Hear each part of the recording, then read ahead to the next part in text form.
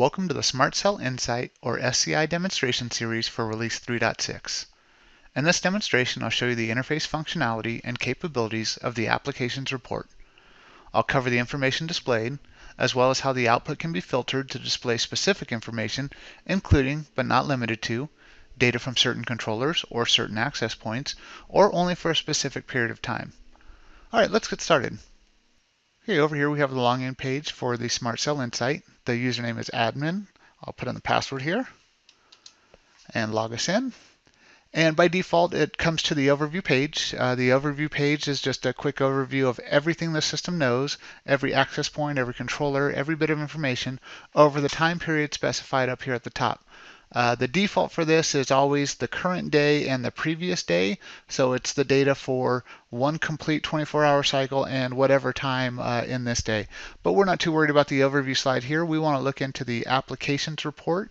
So all of our reports are over here on the left, and the one we're looking for is the applications report. So we'll click on that here.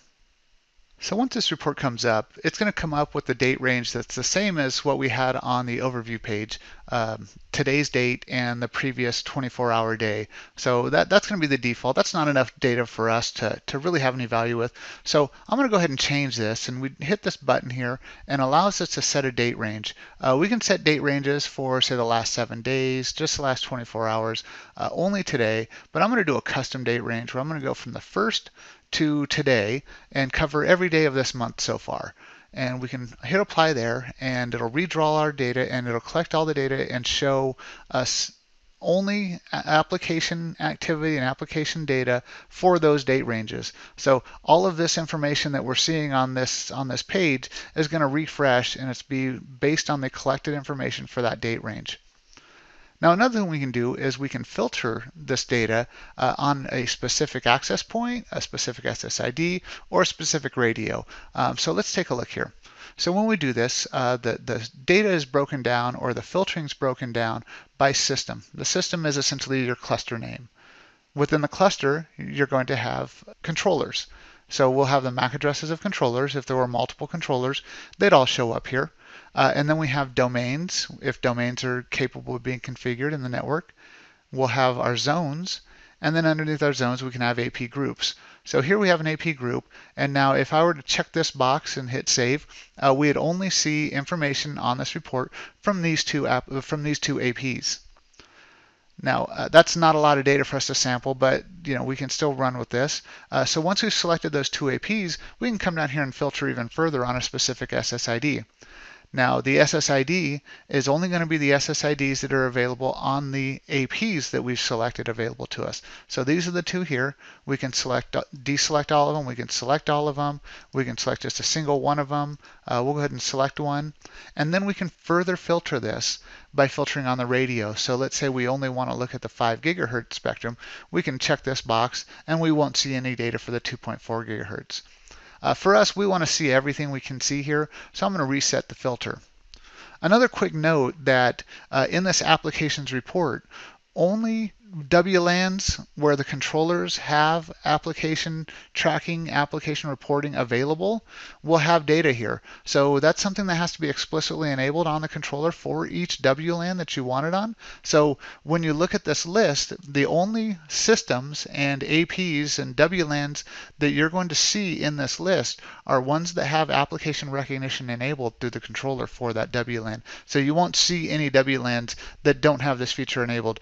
So while the SmartCell Insight system might have many hundreds of APs and controllers out there that it's managing, the only ones that are going to show up in this list are the ones that have application recognition enabled for those WLANs on the controller. So we reset the filter and save it, and it'll redraw our information for us, and we'll come back to the actual application report and we'll start looking through it. So the first thing I want to show you at the top of the applications report is the overview, the section in blue. On the left-hand side, what we see is the recognized applications. These are the recognized applications in the time period that we're looking at, so April 1st to April 27th. And for the APs and SSIDs and radios that we've selected all of them. But what we can see here is that these controllers have recognized 22,000 plus applications, and they're all recognized, and they're what's being reported here. On the right-hand side, you see the actual raw data for these applications that these applications have used. The received traffic, or the RX traffic, is traffic received by the AP from clients, and the transmit traffic is traffic transmitted to clients from the AP. So all of these receive and transmits are from the perspective of the AP, not the client. And then it gives you a nice little note down here about that these applications, all the ones that it's recognized in this time period, they've consumed 1.94%, or 7.182 terabytes of the total traffic that's traversed these APs, which is 370 terabytes in this date range that we specified. So now let's look down at our first pie chart and graph. So over here we have the top 10 applications by traffic volume. So what we see here is the pie chart with the bigger slices, of course, showing larger values. So the biggest traffic by volume for an application is Netflix. It's consumed about 2.085 terabytes of data. HTTP over TLS and SSL. We've got some YouTube. We've got some Facebook. So as we mouse over these, we can see the applications that they represent. You can click on it and pop out the little pie piece. But that's just a quick glance at what we're going to see. And then we have a graph over here of this same data. And it represents itself in a little different way, and we can start seeing trends over the course of time we've looked at. Where these are raw numbers over here on the pie chart, looking over here at the graph, we can actually see traffic consumed at specific times of day. Now we can show more or less on this graph by checking these squares over here. So if you fill it, you're going to see it.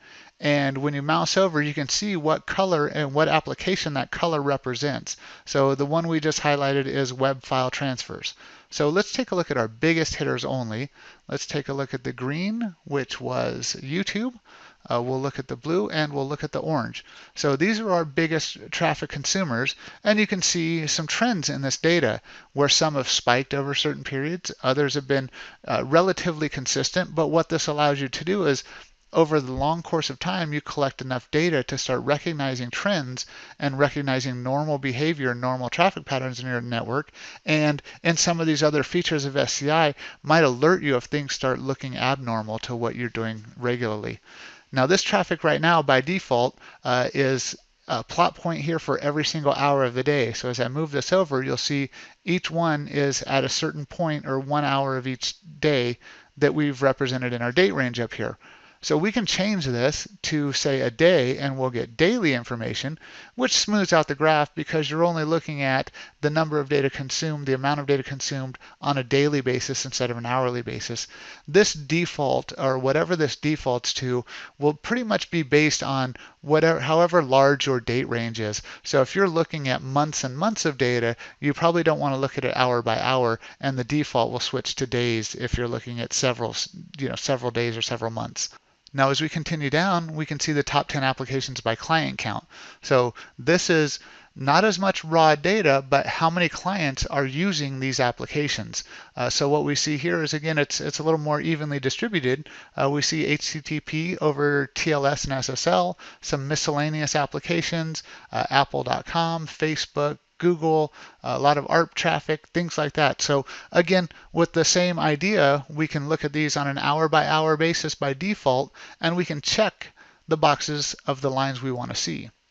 So if we want to see one, we simply click on the box, fill it in, and we'll see that data represented on the graph. If it's a little too cluttered and we want to remove some of them, we can do that by deselecting those by making them white. Next, we come to a couple tables. These tables are really the same information that was just displayed up above, but they're displayed in a table format that might be a little easier to read for some or easier to consume for others. It lists the top users, top applications based on traffic, sorts them in order based on the ones that have consumed the most traffic. So we have Netflix here. We've got our other protocols, their applications, they're listed by name. They show the ports of those applications they're using, and then they show us the distribution of that traffic based on received user traffic or transmitted user traffic. So you can see here that a lot of traffic is transmitted from the AP to the client for the Netflix application. You'll notice something else here is that there are a lot fewer clients using the Netflix application compared to some of the others, but it's still the highest consumer of bandwidth. And then you get at the top here that these applications that they're showing over the period of time up above have consumed 1.36% of the total traffic here. So it's some good information for you. You can click this box over here and you can change this to list maybe the top 20 applications instead of just the top 10. So it'll redraw that for you, and it'll show 10 applications on the screen at a time, and you can switch between the two different pages and list 11 through 20 here on this one and go back to 1 through 10. So there's a lot of ways you can play with this data. You can also click on the gear here and deselect some of these things in this table if you don't really care to see them. And lastly, we have the top applications by client count. This is the same as the graph up above as well. With this, we get information about the application name, the ports it's using, the number of clients, and then we get some raw data of how much data those high client usage applications are using. So this is, again, just information for you to use to chart trends, see which users or which protocols are being consumed by the most users, which ones are consuming the most bandwidth, and some valuable information there. And again, you get that these applications are consuming your 0.63% of the total traffic in the network. And you can also increase this to show the top 10, top 20, top 50 applications in your network.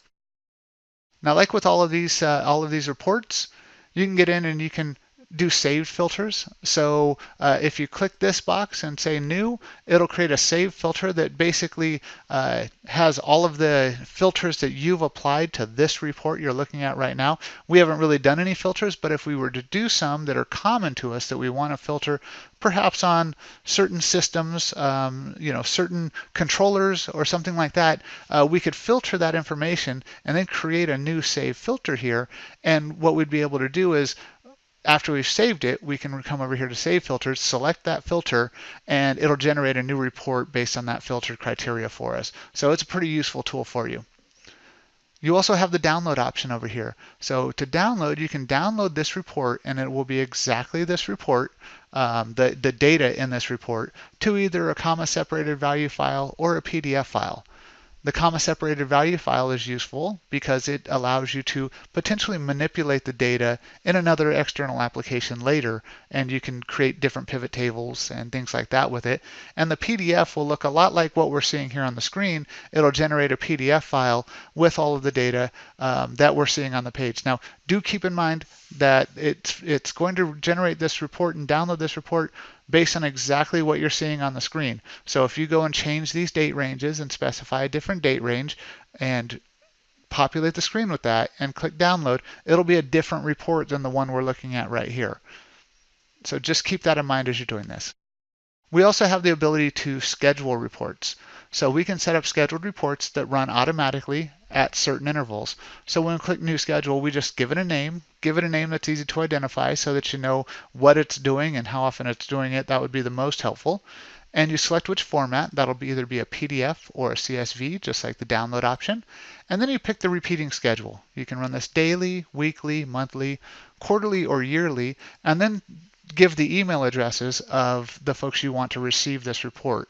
You can have multiple email addresses and separate them by a comma, and they'll all be sent this report when the time comes for that report to be run.